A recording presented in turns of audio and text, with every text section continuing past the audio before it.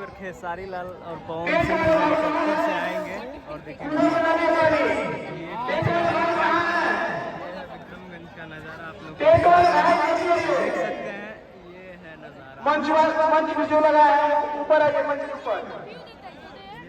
अब मैं सीधे से अनुरोध करूंगा दुआएं और बातों को।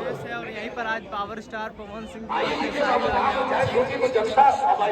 जाएंगे और देखिए यहाँ का भीड़, जनता का भीड़ वो सामने स्टेज रहा है। यहाँ लाखों की संख्या में जनता आएंगे। इसके बाद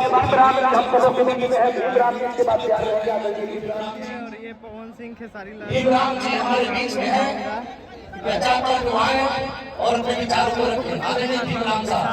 जनसभा जहाँ पे लोग देखिए यहाँ भीमराव साहब आप मेरी आवाज को सुन रहे हैं तो प्लीज मंच पे आ जाइए। ये विशाल महाजनसभा है। ये देखिए स्वागत सुनील गुप्ता जी यदि हम लोगों के बीच में है तो जरूर आए।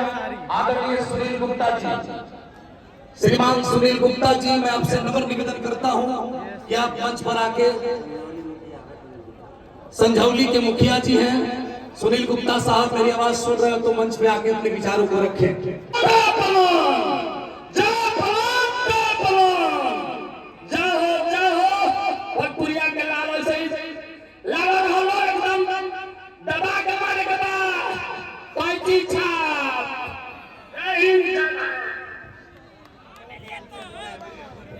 था जो कि सारा बंधन को तोड़ करके सभी जाति सभी धर्मों के लोग एक मंच में आने का काम किए और सभी जाति और सभी धर्म के लोग की ये लड़ाई है और सभी जाति धर्म जब लड़ाई में शामिल होता है तो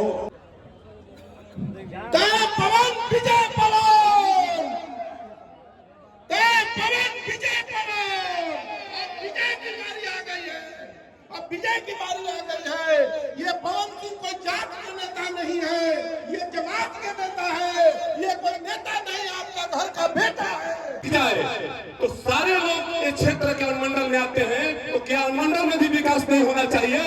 जब अनुमंडल में विकास नहीं होगा तो गांव में क्या लोग विकास करेंगे? 15 साल में लोग ऐश किए हैं और आराम किए हैं। इसलिए पवन जी इस काराकाट धरती पर तय किए हैं कि जितने नौजवान, जितने भाई बहन और किसी जाति से हो वो मेरे भाई हैं और भाई के साथ में लेकर इस काराकाट में मैं चुनाव लड़ूंगा और सारा भाई और बहनों का मैं मान सम्मान रखूंगा।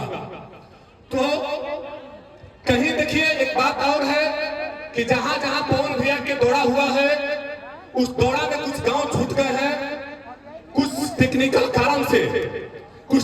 कारण से उस गांव छूट गया है जो कि कुछ लोग में विरोध है। हम कहे हैं पवन जी से जाकर मिलकर बिहरी में कि भैया कुछ गांव छूट गया है जो कि विरोध है। बोले कि भाई हम लोग 1 महीना में निर्णय लिए हुए हैं और जितना